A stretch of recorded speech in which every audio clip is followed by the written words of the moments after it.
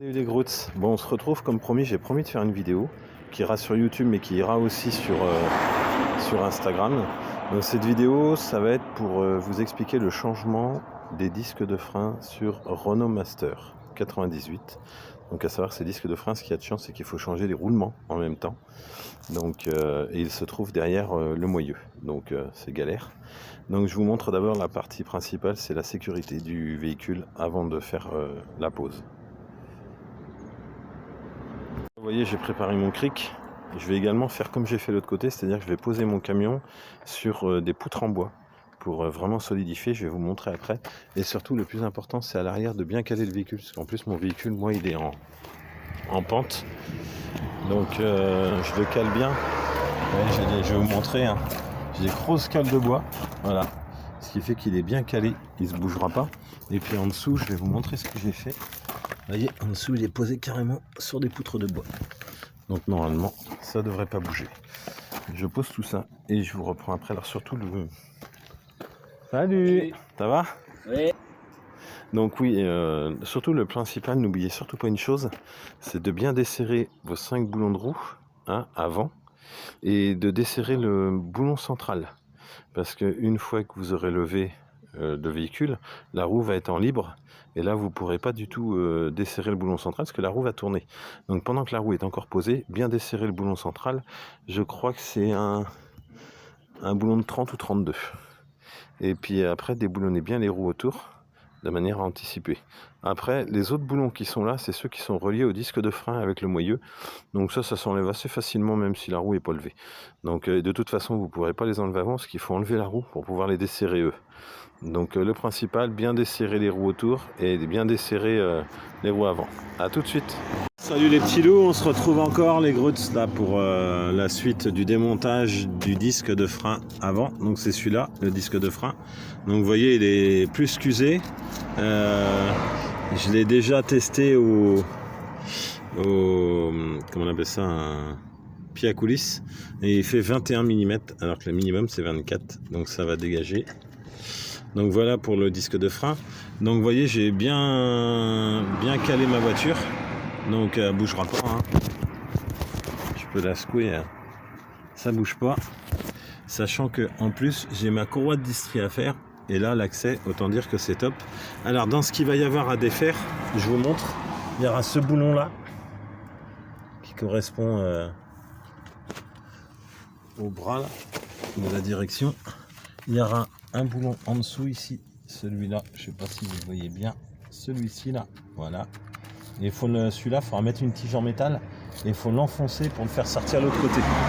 Ensuite, il y aura mon amortisseur ici qu'il faut sortir. Et il y aura ces deux bras ici et celui-là en dessous, là, à écarter. Donc pour ça, je mettrai un cric entre les deux, ce qui me permettra de les écarter. Et il y a aussi, il faut déposer tout le système de frein. Donc d'abord, l'étrier de frein en écartant les mâchoires et puis après le support d'étrier de frein qu'il faudra déposer également. Donc il y a cette vis là et cette vis là enlevée. Voilà, on se retrouve tout à l'heure. Juste une petite parenthèse sur une chose qui me semble important de vous dire. Pour desserrer l'étrier de frein, desserrer les pistons, je vous conseille de desserrer ces deux boulons qui sont là. C'est les boulons de liquide hydraulique, vous voyez, qui viennent de là et ici, qui permet de desserrer le frein plus facilement. Et puis je vous conseille après de suspendre ici avec un fil de fer l'étrier de frein. Comme ça au moins il bouge pas. En le passant là-dedans, là, et hop, ok. Bon, je continue le démontage, je vais desserrer le fameux boulon qui est là. Voilà, celui-là. Celui-là parce qu'il faut que j'enlève l'amortisseur. Celui-là parce qu'il faut que j'enlève ça.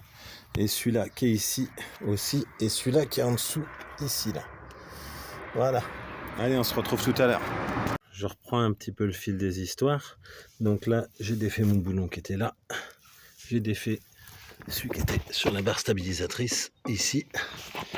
Et là, il me reste celui-là qui me pose un problème, qui se défait très mal. Donc, vous voyez, celui-là.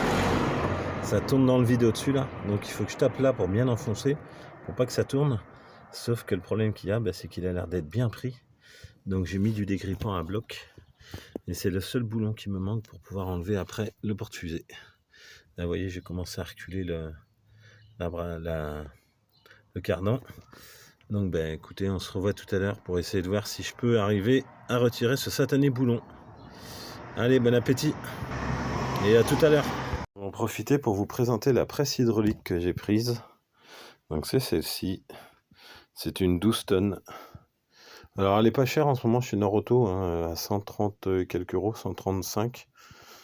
Et franchement, bon, a fait le taf, puisque hier j'ai pu retirer mon moyeu, donc, et puis les roulements, donc vous voyez, elle fait le taf. Donc bon, on découvrira ça tout à l'heure en utilisation pour retirer le moyeu de la roue et le roulement. Voilà, à tout à l'heure. Bon, coucou les groutes, j'ai enfin réussi à sortir l'étrier de frein. Donc je vous montre juste la petite technique entre les deux triangles. Vous voyez, j'ai mis un vérin pour soulever cette partie-là et pour soulever cette partie qui est en dessous là, et pour les extraire.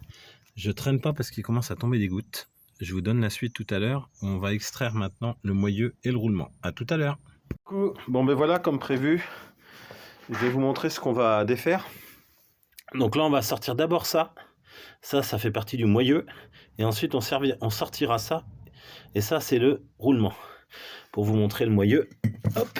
Vous voyez, le disque il est foutu, il est carrément cassé par endroits, il était temps de le changer. Là où il y a le trait, c'est la séparation entre le moyeu et le disque. Et le moyeu, c'est là où il y a les vis. Donc vous voyez, il va être grand temps de le changer. Et ça c'est la fusée, c'est ce que j'ai commandé demain parce que les dimensions sont plus les bonnes. Et vous voyez, quand un disque est changé, et ben voilà ce que ça donne. Le disque est changé, alors il me restera à mettre ce roulement qui va venir s'emboîter au milieu là, avec la presse. Puis ensuite par-dessus, je vais emboîter la fusée. Alors pour vous donner une idée, rassemblez les pièces du côté, d'un côté et de l'autre. Là ici c'est ma roue côté gauche, donc je l'ai mise à gauche. Et là c'est la roue côté droite, donc je l'ai mise à droite avec tous les boulons, vous voyez, au milieu. Et tout ce qui appartient à la roue droite est à droite, tout ce qui appartient à la roue gauche est à gauche. Comme ça, il n'y a pas de raison de se perdre. Allez, je vous retrouve après pour la suite. Mon installation. Donc vous voyez, de chaque côté j'ai mis une grosse poutre en bois pour bien faire tenir le disque.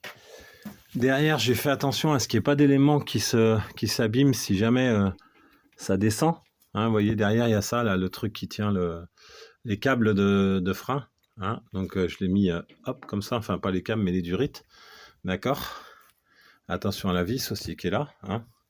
Et puis là ici, vous voyez, j'ai fait pour pas que ça touche, puisque c'est cette partie-là là, qui est censée descendre. Donc si ça touche, ça ne descendra pas, c'est logique. Donc les poutres de chaque côté, sur lequel le disque de frein est appuyé.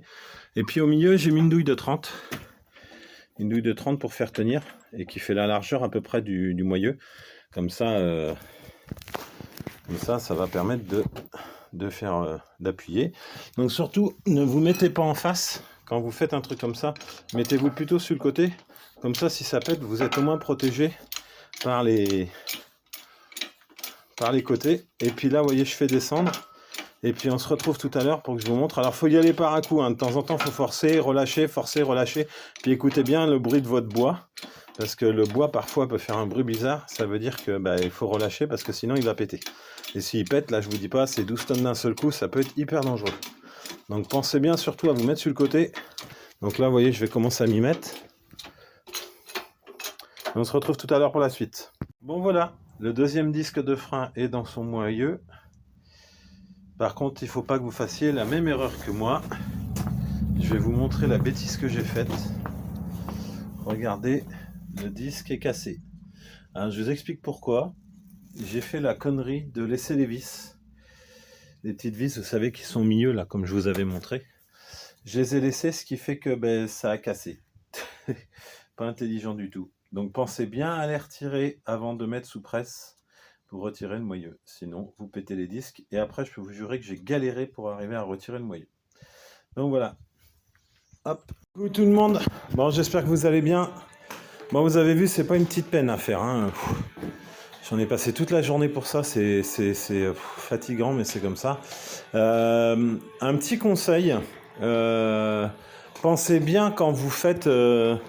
ces changements de disque de frein où il faut retirer le moyeu et tout, pensez à tout vérifier, tout. Là, vous voyez, en démontant, j'ai vu que j'avais un soufflet de cardan qui était mort. Et il faut savoir que ça passe pas au contrôle technique. Donc, si vous voyez que votre soufflet cardan, il est mort, chez Feu Vert, ça vaut 20 balles. Donc ça vaut pas le coup de se retrouver avec un contrôle technique refusé pour 20 balles, quoi. Donc n'hésitez pas, si vous voyez que c'est un petit feu fissuré ou un peu malade, vous les changez, vous cherchez pas, d'accord? Là j'ai vu que sur les deux, j'en ai un qui est en bon état et l'autre qui est HS, donc je vais le changer, puis c'est tout.